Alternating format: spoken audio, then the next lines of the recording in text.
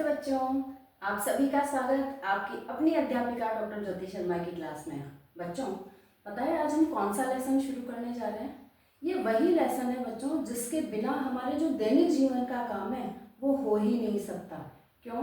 क्योंकि ये जो चीज़ हम पढ़ने जा रहे हैं, ये जो लेसन हम पढ़ने जा रहे हैं, किसी को खींचने में, किसी के विराम अवस्था में है कोई वस्तु तो उसको गति देने में, किसी चीज़ को उठाने के लिए, यानी हमारे दैनिक जीवन के लिए ये जो चीज़ें होती हैं वो बहुत आवश्यक होती हैं।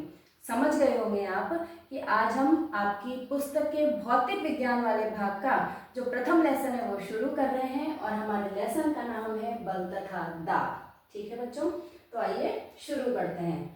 फर्स्ट है कि बल लगाकर वस्तु में क्या क्या परिवर्तन किए जा सकते हैं। बच्चों, बल तो समझते हैं ना आप, किसी पर दम लगाना, ठीक है, किसी को दम लगाकर खींचना। हम जो अपना ये लगाते हैं बल, खींचते हैं, पेशीय बल जो लगाते हैं हम, उसे ही बल कहते हैं। और बल लगाकर क्या क्या परिवर्तन किए जा सकते हैं। तो बच्चों, बल लगाकर किसी भी वस्तु को विराम अवस्था से गति की अवस्था में लाया जा सकता है। कोई भी बॉल रखी हुई है यहाँ पर मेरे पास, अगर मैं उस पर बल लगाऊंगी तो वो विराम अवस्था में थी तो वो गति की अवस्था में चलने लग जाएगी। गतिशील हो तो विराम अवस्था में ला सकते हैं। अगर कोई वस्तु चल रही है, रुक जा भाई, उसको दम लगा करके, बल लगा करके मैं उसको रोक सकती हूँ, तो विराम अवस्था में ला सकते हैं। गतिशील वस्तुओं की चाल परिवर्तित की जा सकती है। बच्चों, जब क्रिकेट खेलते हैं तो आपने देखा होगा कि उधर से बॉलर मार रहा है और यहाँ से जिसने बैट्समैन है उसने मारा तो कभी छक्का कभी चौका ये लगता है, तो उसकी वस्तु की चाल में भी परिवर्तन किया जा सकता है। आकृति में परिवर्तन लाया जा सकता है। देखो बच्चों, आकृति में किस तरह से, जैसे गुब्बारा होता है उसको अपन इस तरह से बल लगाएंगे तो उसकी आकृति में परिवर्तन हो जाएगा। हमारा आटा होता है, जब मम्मा आटा गूंथती है तब वो देखिए आप कैसे उसके गोले बना लेते हैं, रोटियां बना लेते हैं, तो वो बल लगा कर ही तो आकृति में परिवर्तन है। आप साइकिल की सीट पर जब बैठते हैं, जब आप गद्दे पर सोते हैं, तो सभी में ही तो आकृति परिवर्तित होती है बच्चों। और इसमें से कुछ ये जो चार दिए हैं, या तो इसमें से एक दो किए जा सकते हैं या सारे के सारे प्रभाव जो हैं वो भी एक साथ उत्पन्न किए जा सकते हैं। ठीक है बच्चों, तो आ जाते हैं नेक्स्ट क्वेश्चन पर। संपर्क बल किसे कहते हैं और ये कितने प्रकार के होते हैं? बच्चों, यदि बल लगाने के लिए हमें वस्तु को छूना पड़े, उसका संपर्क करना पड़े, तो ऐसे बलों को संपर्क बल कहा जाता है। और संपर्क बल जो होते हैं वो दो तरह के होते हैं, पेशीय बल और घर्षण बल। तो पेशीय बल किसे कहा कि वस्तु पर हमारी पेशियों द्वारा लगने वाला जो बल है वो पेशीय बल होता है। बच्चों, किसी वस्तु को उठाना, सरकाना, इसमें पेशीय बल ही तो लग रहा है हमारा। और इसके अलावा बैलों द्वारा जो बैलगाड़ी खींची जाती है, कुएं से जो पानी खींचा जाता है, हमारी जो सारी दैनिक जीवन की दिनचर्या है बच्चों, वो पेशीय बल पर ही तो जुड़ी हुई है। तो इस तरह से दो उदाहरण मैंने यहाँ पर लिखे हैं, आप और भी लिख सकते हैं। घर्षण, तो ये बल सभी गतिशील वस्तुओं पर लगता है और इसकी जो दिशा होती है सदैव गति की दिशा के विपरीत होती है।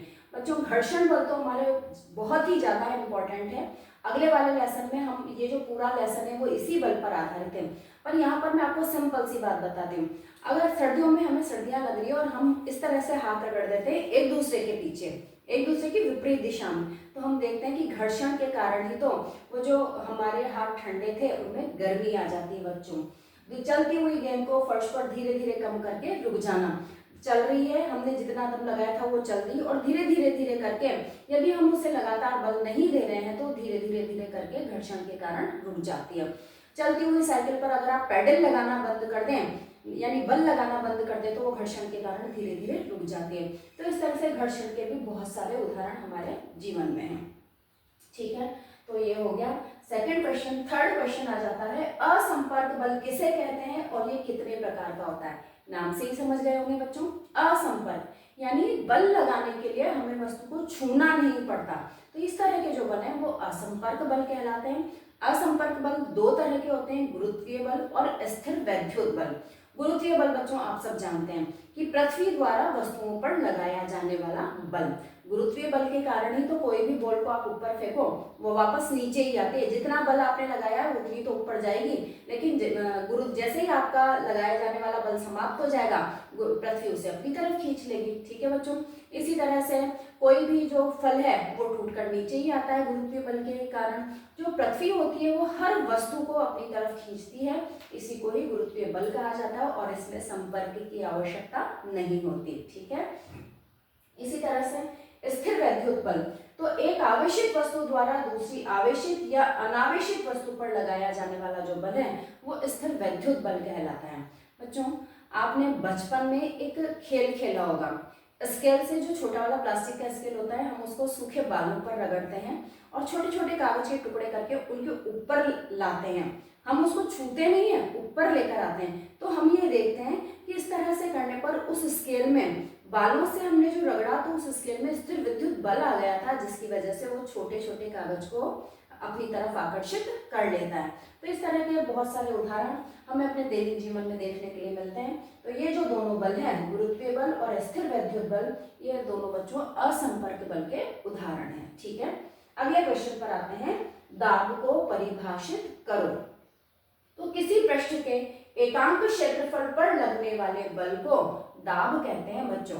और दाब को यदि हम सूत्र के रूप में लिखें तो दाब P, प्रेशर बराबर बल अपॉन क्षेत्रफल जिस पर ये लगता है।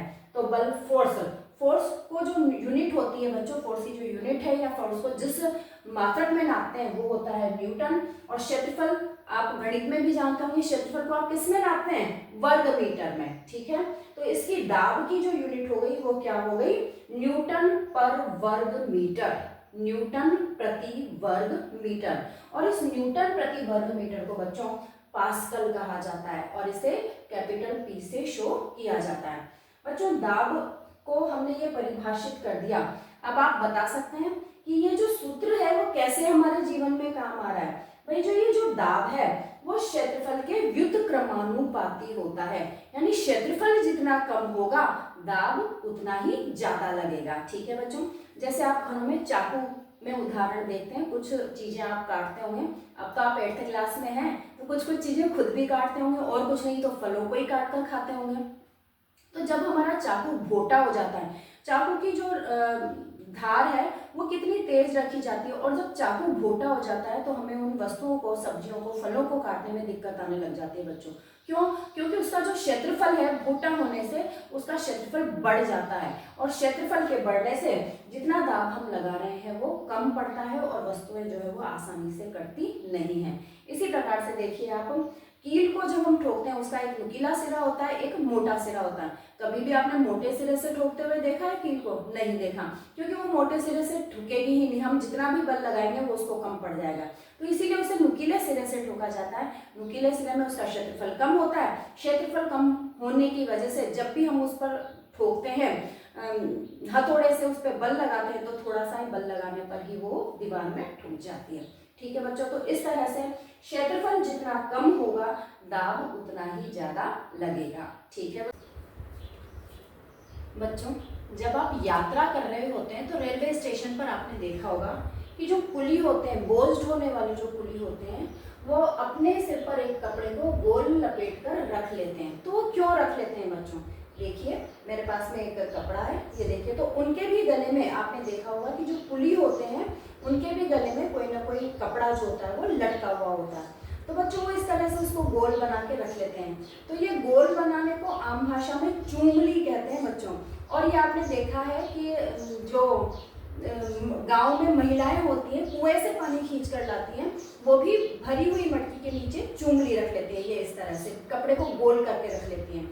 तो इससे क्या होता है बच्चों, अभी जस्ट हमने पढ़ा था कि जो दाब होता है वो क्षेत्रफल के व्युत्क्रमानुपाती होता है। तो अब भाई भारी बोझ है, अब सिर तो कितना सा है, कितना सा टच करेगा, सिर थोड़ा सा एरिया टच करेगा। लेकिन यदि हम एरिया बढ़ा लेंगे, क्षेत्रफल बढ़ा लेंगे, तो ये देखिए इतना सारा एरिया हो गया। तो इस क्षेत्रफल के बढ़ाने से जो हमारे ऊपर बोझ का जो दाब लगेगा कुली के ऊपर वो कम लगेगा। इसी तरह से भरी हुई मटकियों का जो दाब लगेगा महिलाओं पर वो कम लगेगा। इस वजह से वो इस तरह से कपड़े को गोल करके और रख लेते हैं ताकि उन्हें बोझ जो है वो कम लगे। ठीक है बच्चों, अगले प्रश्न पर आ जाते हैं। प्रयोग द्वारा सिद्ध कीजिए कि द्रव बर्तन की दीवारों पर दाब डालते हैं। बच्चों ये याद रखिए कि जब भी आपको इस तरह का कोई क्वेश्चन दिया हुआ है कि प्रयोग द्वारा सिद्ध करो, तो आपको वर्डिंग्स में, शब्दों में तो उसको समझाना ही है, साथ में आपको वो जो प्रयोग आप कर रहे हैं उसका चित्र भी बनाना है। ठीक है बच्चों, तो यहाँ पर मैंने एक चित्र बनाया है। ये हमने एक बोतल ली, प्लास्टिक की कोई भी खाली बोतल ले सकते हैं हम, और इसके अंदर हमने यहाँ पर छेद करके एक कांच की जो नली होती है उसको वहां पर उसमें फिट कर दिया, ताकि हम कोई भी जो रबड़ की शीट है वो वहां पर लगा सकें। रबड़ की शीट मीन्स आप जो फटा हुआ गुब्बारा होता है, फूटा हुआ गुब्बारा, उसको यहाँ पर धागे से बांध सकते हैं। ठीक है बच्चों, तो ये रबड़ शीट हमने यहाँ पर लगा दी। हम इसको पानी से भरते हैं, तो जब हम इसमें द्रव डालते हैं तो हम इसको आधा भरते हैं पहले, तो हम ये देखते हैं कि रबड़ शीट में भी पानी जाता है, छेद से वो जुड़ा हुआ है, तो रबड़ शीट जो है वो थोड़ी सी फूल जाती है। अब हम इसके ऊपर और पानी भरते हैं, इसको लगभग पूरा भर लेते हैं, तो हम ये देखते हैं कि जैसे ही और ज्यादा दबाव बढ़ता है पानी का, वैसे ही रबड़ शीट भी और ज्यादा फूल जाती है बच्चों। तो इस तरह से हम क्या कह सकते हैं कि जो द्रव होते हैं वो बर्तन की दीवारों पर दाब डालते हैं। अच्छा बच्चों, एक बात बताइए, आपने कभी अपने रास्ते में चलते हुए या अपने आसपास में कभी द्रव को दीवारों पर दाब डालते हुए देखा है? कोई उदाहरण देखा है ऐसा? मैं याद दिलाती हूँ बच्चों आपको, आपने कभी कभी जो पाइपलाइन है, हमारे पानी की जो पाइपलाइन होती है, वो कहीं से फूट जाए, कहीं से उसमें छेद हो जाए, तो कितने तो तेज फव्वारे उसमें से चलने लग जाते हैं, कितना तेज पानी प्रेशर के साथ में वो पूरी रोड को ही कवर कर लेता है, कितना तेज प्रेशर के साथ वो पानी निकलता है उस छेद में से। तो बच्चों वो यही तो उदाहरण है कि द्रव जो होते हैं वो बर्तन की दीवारों पर दाब डालते हैं। जितना ज्यादा प्रेशर होता है उतना ही ज्यादा वो दूर जाता है, उतना ही ज्यादा वो उसे कवर करता है ना बच्चों, हमारा देखा हुआ उदाहरण। चलिए आगे चलते हैं। सिद्ध कीजिए कि द्रव बर्तन की दीवारों पर समान गहराई पर समान दाब डालते हैं। अब ये कह रहा है कि एक गहराई पर जो, जैसे ये एक बोतल है, तो इसकी जैसे ये जो ढक्कन है, इसका जो कैप है, इस पर मैंने समान छिद्र बना दिए हैं, तो ये यहाँ पर बराबर का दाब डाल रहा है, या फिर मैं एक ही ऊंचाई पर लगे हुए सारे जो निशान ले लूं वहां पर बराबर का दाब डाल रहा है, यानी एक ही ऊंचाई पर वो बराबर का दाब डालता है। कैसे सिद्ध करेंगे बच्चों? वही, हमने एक खाली बोतल ली है प्लास्टिक की, और उस पर हमने स्केल से 5 सेंटीमीटर की दूरी पर गोले लगा लिए, और उन गोलों पर हमने 3-4 छिद्र बना दिए बराबर की ऊंचाई पर, 5 सेंटीमीटर की ऊंचाई पर। तो अब हम ये देखते हैं कि जैसे ही हम उसके अंदर पानी भरते हैं, वैसे ही जो उन समान ऊंचाइयों पर जो छेद बने हुए थे, उनसे समान दाब से पानी बाहर निकलने लगता है। तो क्योंकि वो जो समान दाब होता है, उससे हम ये सिद्ध कर सकते हैं, एक ही तरह का प्रेशर आता है उनमें, तो उससे हम ये सिद्ध कर सकते हैं कि जो द्रव होते हैं वो बर्तन की दीवारों पर समान गहराई पर समान दाब डालते हैं। ये चित्र बनेगा और आपको शब्दों में इसको व्यक्त करना है। ठीक है बच्चों, नेक्स्ट क्वेश्चन है, वायुमंडलीय दाब किसे कहते हैं? तो बच्चों आपको पता है, हमारे चारों ओर वायु का जो मोटा सा आवरण है उसे ही हम वायुमंडल कहते हैं। तो हमारे वायुमंडल की वायु द्वारा प्रत्येक वस्तु पर लगाए जाने वाले बल को वायुमंडलीय दाब कहते हैं। ठीक है बच्चों, और जो आपको किसी भी वस्तु की एक निश्चित आकृति दिखाई देती है, वो इसी वजह से दिखाई देती है कि उसके अंदर का जो दाब है और उसके बाहर का जो वायुमंडलीय दाब है, वो दोनों बराबर होते हैं। उस स्थिति में जो आपको वस्तु है वो वैसी की वैसी ही दिखाई देती है। बच्चों कई बार हो जाता है कि कोई चीज